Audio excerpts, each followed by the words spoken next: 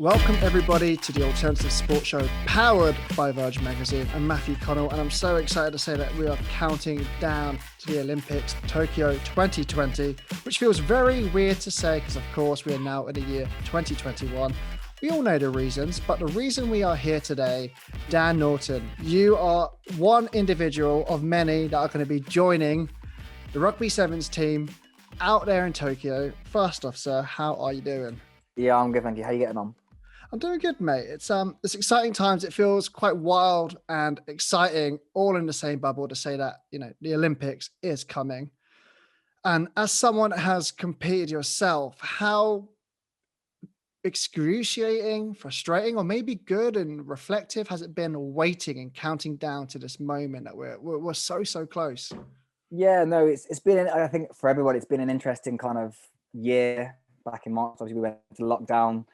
It's definitely been one that's been, like you said, pushed to your limits in the sense that you don't really know what's happening. Obviously, last year we were prepping for the Olympics, and then off the back of that then getting cancelled, and then from there we then losing our jobs at England Rugby 7's. So yeah, there's been a lot of kind of ups and downs, but at the same time, it's nice now that we're in a position to be competing for a medal later this year. That's probably been the biggest part around kind of giving us that energy and that kind of burst to get back into where we want to be. And it's certainly been a roller coaster for yourself. And as being someone that has competed in previous Olympics, of course, with the Rugby 7's, how does it differ this time for yourself as far as kind of mindset and approach? Has there been anything that you learned from that the first time round that you can apply to now? And also maybe share knowledge-wise with, fellow teammates that may have not done this before? Yeah, so I think first and foremost, I haven't been selected yet. So I'm amongst a squad of 20 guys. So we're all fighting out to get selected. So 13 guys will get selected later this month or later next month. Then from there, we'll then obviously fly to the tournament and then have an opportunity to compete for a medal, which is massive. The biggest learnings, I think, from 2016 was more so the toil and the ups and downs of playing a 7's tournament.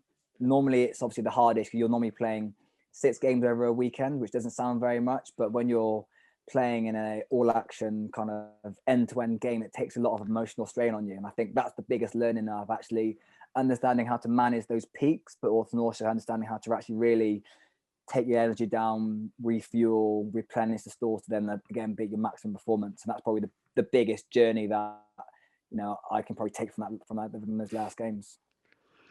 I wish I could relate with the fact that one, you being able to say you're, a professional in your sport, an Olympian. I can only say I've been lucky to experience the joy of 7. Shout out Havant Rugby Club back in the days when I used to play up there, nice.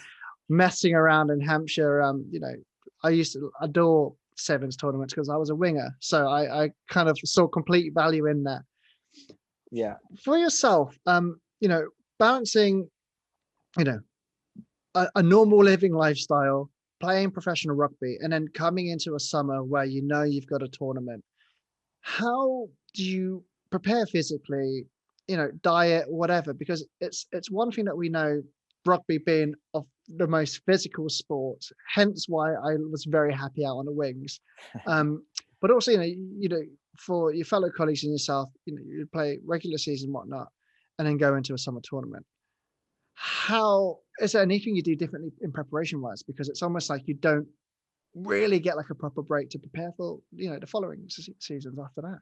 Yeah. So I think, definitely. So again, I think I agree with you on being a winger, enjoying 7's and disliking a bit of contact. So yeah, I think we're on the same boat there.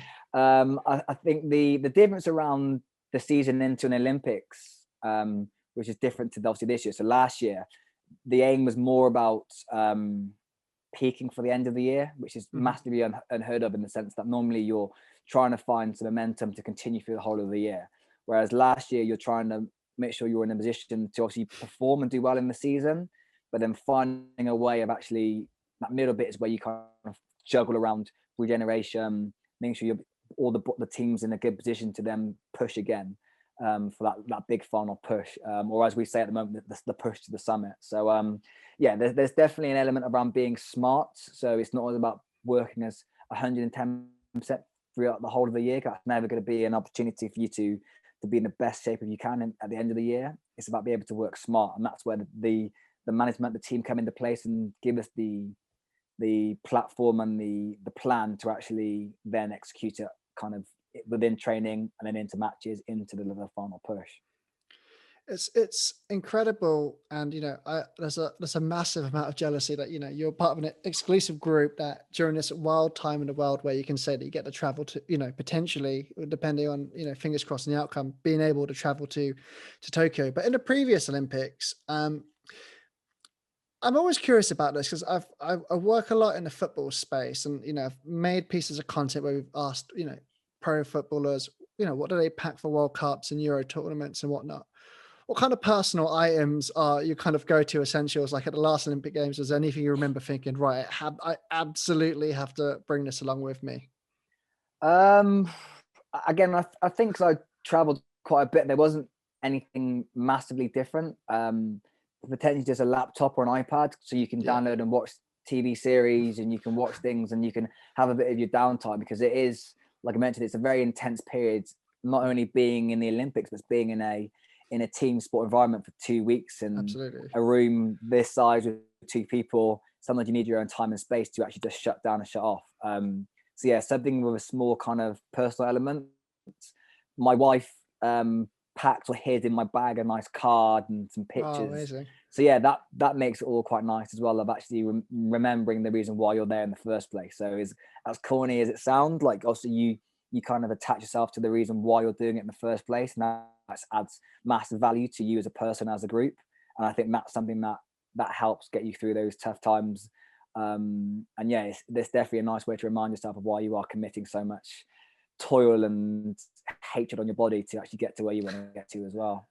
That's amazing, and I think that's a beautiful thing about industries that are where you have to travel and that take up so much personal time. I find that quite amazing and quite sweet, especially like your girlfriend being able to put a wife put stuff in your bag. It's like, I'm not really a jewelry guy, but like this necklace represents my father. This is something my girlfriend gave me, and when I travel and make videos and present, it's like those are pieces of me that travel with me. So it's great that you're out there for a very important reason, but they're a part of you as well. Of course, in the Olympics, the kind of responsibilities and the work and flow and all the kind of the chaos that comes with it day to day once you're there. If there's a way to describe this for people that of course haven't been able to experience Olympics, where does a normal week cycle start or begin? Like when do you know, like, okay, we're basically at day one again, and how does that work as far as training, rest, preparation, and going into match day? Yeah, it's hard. That generally changes wherever we go. So again, if we're going a bit further afield to say Australia, which is obviously 24-hour or 12-hour, time difference, we would leave a little bit earlier just to acclimatize ourselves to the difference in time and all that other circadian rhythm or other stuff as well. With the Olympics, we're programmed to leave kind of about 2.5 weeks, maybe 3 weeks before the tournament. That way you're getting yourself acclimatized to being in that country with the heat, the external kind of factors of time difference and all that other stuff as well. So that adds into that block. With that, the schedule will then kind of replicate a kind of up and down kind of feel around intensity. So you're trying to build intensity to then recover, to then build a little bit again, to then recover into the tournament. So that way your body's in a position to really perform, rather than feeling that sluggish, lethargic you feel you have when you go on holiday somewhere and you've had too many beers. So we're trying to negate that feeling of being lethargic, and we want to feel as though our body's in a position to actually used to the new time zone to then perform at the best it can. It's one of the things that always fascinates me with the Olympics. I used to live where the 2012 athlete buildings were, so I spent 2 years there, and my building was what Ukraine used. And I would imagine, I thought it was so ridiculous now that like now we've got like a little pub next door, you got a cheeky little Sainsbury's across the road kind of vibe. And I would envisage like all these different athletes interacting. But I don't know if this was something that you could relate to with your experience on previous Olympics. Did you get to do much interaction with other athletes? Maybe not so much, during, maybe after, or is everyone kind of like head down, or once you get back to like, your kind of accommodation, that everyone can at least let go a little bit? Yeah, so we finished kind of we were like mid schedule, so Hmm. we were obviously only 2 or 3 days. And when we finished, there was still probably a few weeks left of competing from a majority of athletes. So yeah, we didn't really get to mingle too much, but at the same time, you're still, the nice thing is about the village that majority of everybody's there staying in those kind of falls. So you like when we go out for dinner or for lunch, and you see like Serena Williams and Venus Williams just walking next to you kind of thing, or you see like Djokovic like playing like a warm up games or warming up on the tennis courts down where we were staying. So yeah, Same. you get to rub shoulders with some incredible athletes. And yeah, that kind of the whole thing of the Olympics, that everybody kind of becomes, obviously apart from the medals, you come kind of same level in the sense of you're all sharing the same kind of facilities, you're all pushing for the same thing. So that's kind of the nice part about it. The craziest part about the village was probably more so that there was a McDonald's in and Yeah, around the yeah. village. So yeah, that was, again, obviously you got 24-hour food in one direction, or once you finish competing, you can go and get 24 hours or however many hours it was on McDonald's. So yeah, that was quite a nice experience. And yeah, you don't get to mingle too much with the athletes, but you do get to go out. We were able to go out and see some of the amazing parts of Brazil and stuff from Rio where we were. If there was ever a place to have a McDonald's, it has the perfect collective metabolism. That's the only thing that would work. Which comes on Exactly. nicely. It comes on nicely to one of our questions. Bringing up McDonald's for yourself. It's interesting of different athletes we've spoken to. Quite a lot of big food lovers out there in the world, of course. Is there a go-to kind of, not to get planning too far ahead, or maybe you do this already? Do you ever have like a real go-to kind of cheat meal after you've kind of, you feel like you've had a sense of accomplishment? You go, right, this is the day where I can get a couple of beers and pig out on something, to relate more to us kind of average fools that are like, we do that on the daily. Come on. Yeah, no, I do definitely. I think we definitely do enjoy a McDonald's kind of post tournament. Again, any Yeah. kind of cheap food's quite nice. That can be a burger, pizza. There's that kind of feel, to be honest. But generally, I like something with chips. Generally, quite Yeah. nice. So a burger would be quite good. Again, it depends where you are in the world. If you're somewhere else, you might get a hot dog or like I don't know. It Yeah. depends. But yeah, I'm happy with anything of that kind of variety. The nice thing is obviously generally being athletes, you need to have, well, for me personally, I need to have a bit of variety and a bit of balance. Of So course. it's not always about having that high healthy lifestyle.